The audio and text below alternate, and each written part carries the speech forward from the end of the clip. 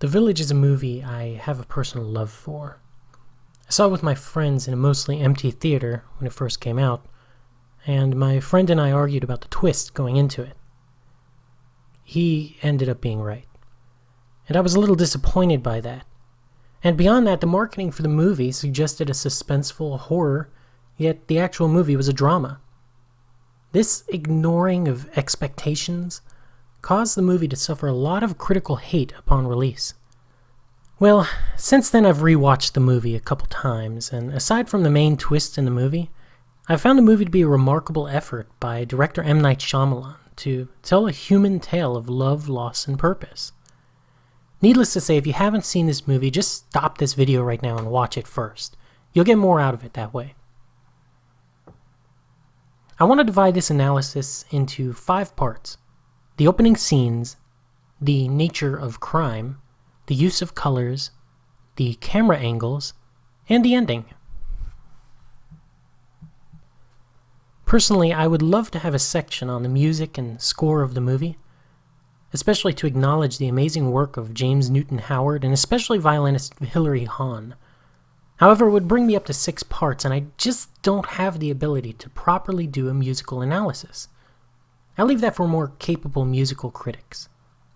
In this first part, I need to divide it according to the elements in the beginning that I want to touch on. These elements, other than the first, are naturally divided by a solid script and come to fruition later in the movie. These sections are Shyamalan's career, opening credits, Mourning a Loss, character introductions, The Color Red, Edward Walker, Lucius Hunt, and Ivy Walker. So in talking about Shyamalan's career, it's important to note where he was in his career at this point. When the movie The Village was created, M. Night Shyamalan was coming down from 3 of his critical and financial hits: The Sixth Sense, Unbreakable, and Signs. Unfortunately, after the release of The Village, it would go on to be disliked by critics, earning a 44% on Rotten Tomatoes. It was a financial success, however, earning 4 times its budget. This allowed studios to take a risk on Shyamalan and allow him to make Lady in the Water, which also starred Bryce Dallas Howard. That movie, however, was a critical and financial flop, though it has since gained a small cult following, of which I am not one. But at this point in his career, The Village was expected to be a supernatural period thriller, with a puritanical 19th century villagers afraid of the monsters in the woods type thing. The marketing showed the red-cloaked monster as out of focus for the trailer, and the reactions by the cast were perfectly set up to encourage horror fans to come out for a scary ride. This was the director of The Sixth Sense, after all. Yet the obvious twist, and the more dramatic elements or romantic writing of the movie, it was a huge turnoff for audiences initially. This film has since gained recognition over time and has become recognized as a work of art, hence why I'm now doing a 5-part film analysis of it.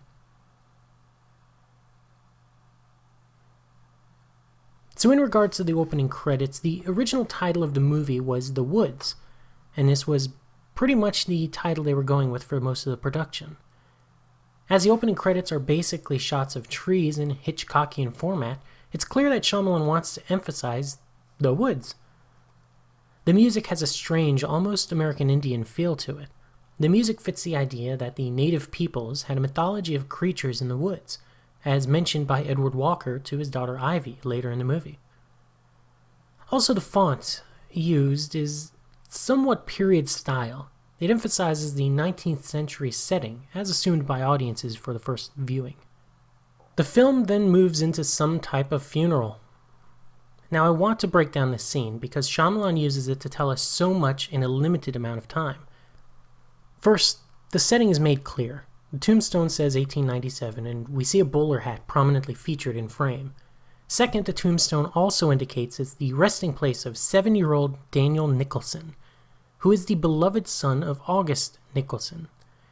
Third, we can safely assume the man talking to the dead boy is his father August, who wears a wedding ring, all black, and is clearly in mourning. The camera zooms on the man and we hear him muttering to the coffin, but we can't quite make out the opening words. But we do hear the words, "Whose hand will I hold?" so that I may walk. It was clearly a choice by Shyamalan to make this difficult to hear at first. According to the script online, the words he says are, "Who'll pinch me to wake me up? Who will laugh at me when I fall? Whose breath will I listen for, so that I may sleep? Whose hand will I hold, so that I may walk?"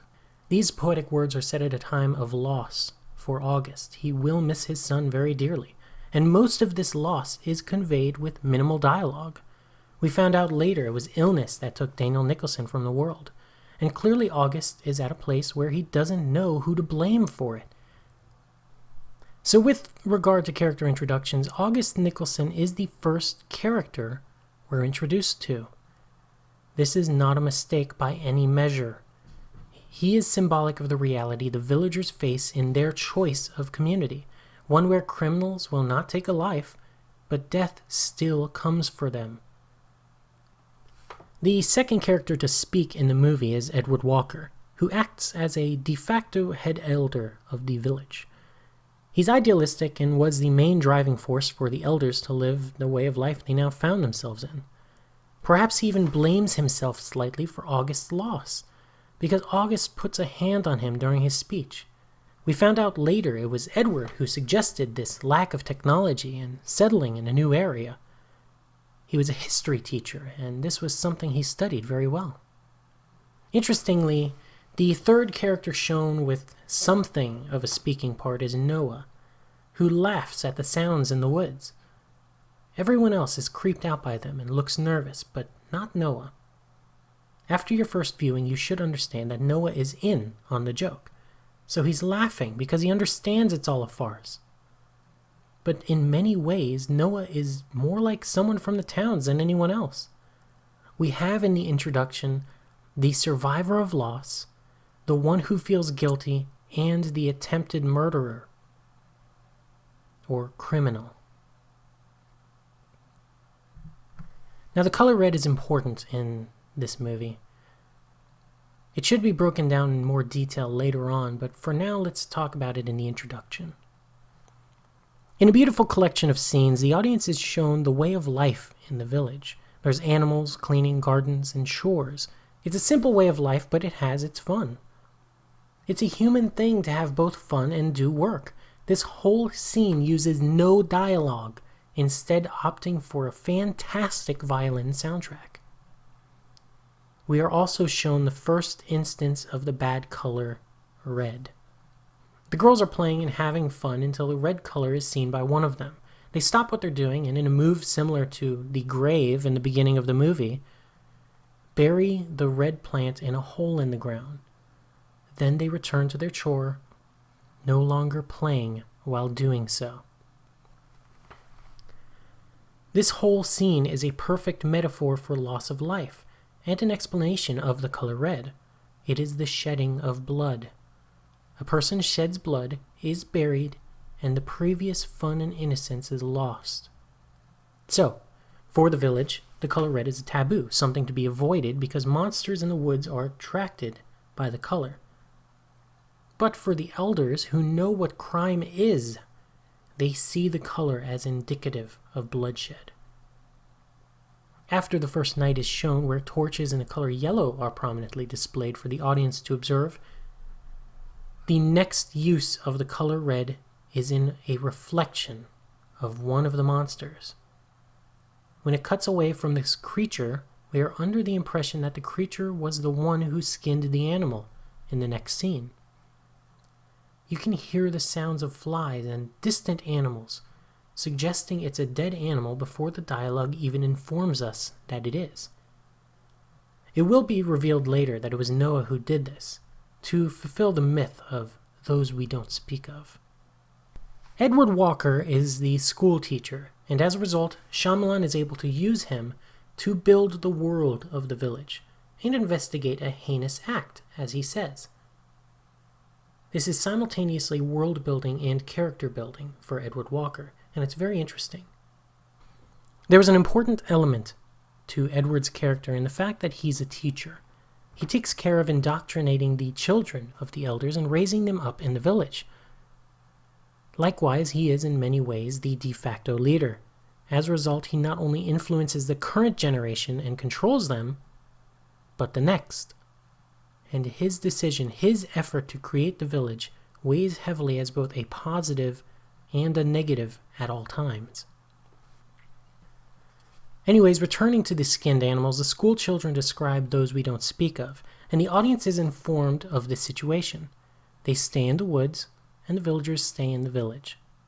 He then asks, why would they do this, referring to the dead animals? The answer should be obvious after watching it. None of the elders have done it, and none know who did. They all have their suspicions, their secret whispers about one another.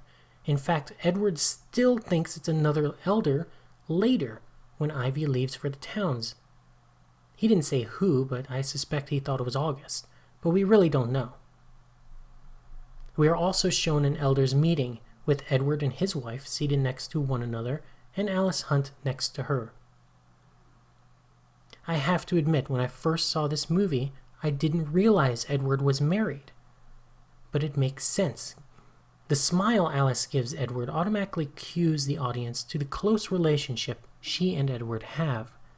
We are once again shown August Nicholson, who chairs this meeting. He doesn't even look like he wants to be there. Lucius Hunt then enters the meeting, and Alice is notified by a touch. This is interesting because it shows instead of tells us that Alice is related to Lucius, which we find out shortly after. But also that they didn't expect him to be there. It's very smart to do 2 information reveals in one single shot like this. So as Lucius explains his intention to enter the woods and find a town where he can get medicine, the elders are visibly uncomfortable with that idea. The next time August is seen, the audience learns that Lucius and Daniel were close. Perhaps Lucius was a sort of big brother to him.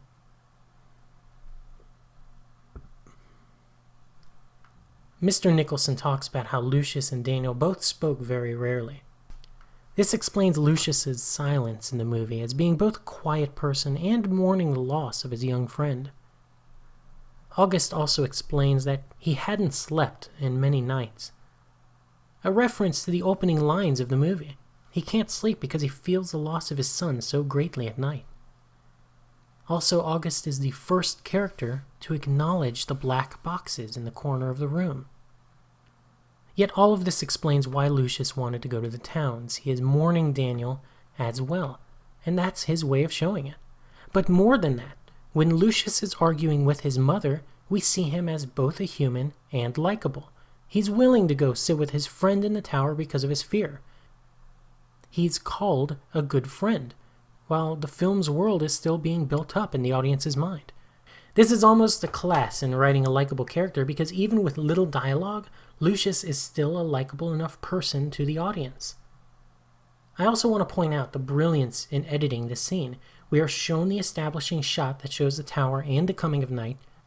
So then when it cuts from that quickly to Lucius indoors, we already have the image of the tower in our mind when Lucius mentions it. We also know the time of day based off of the edit and the use of candles.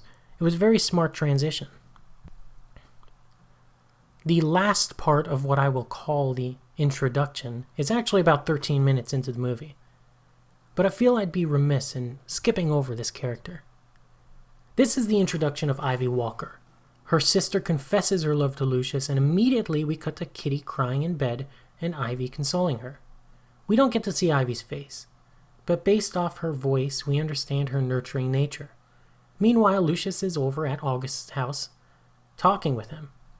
Both Ivy and Lucius are shown to be consoling and caring people in different ways, and the audience feels it's justified when they get together, almost as if they've paid their way.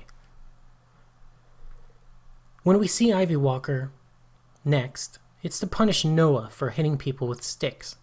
Already Noah is shown to have a violent side, and we know later that he's the one who skinned the animals.